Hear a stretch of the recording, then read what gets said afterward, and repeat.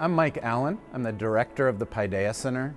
As we look around, we observe that in so many respects, there are challenges around us in the wider world, and too often, churches and Christians experience them in just the same way.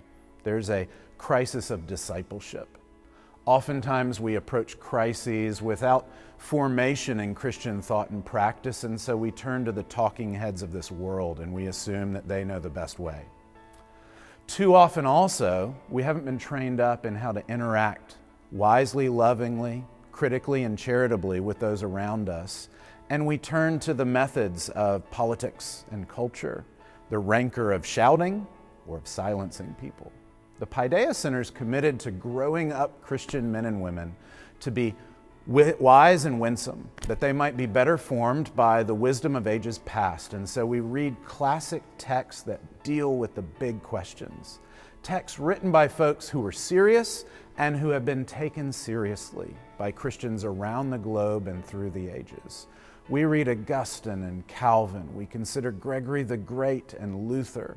We turn to them not because they're perfect and not because the past was always better. We turn to them because they are biblical, because they're guides seeking to draw our attention to the Bible itself. They're seeking to grow us up, and they have had a track record of forming Christians to be more wise and biblical. They're worth wrestling with.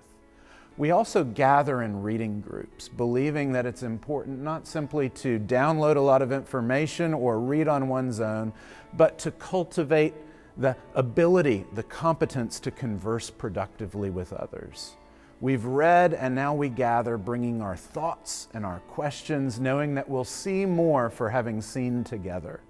We'll benefit from having butted up against those who have a different perspective or a different reading of that passage.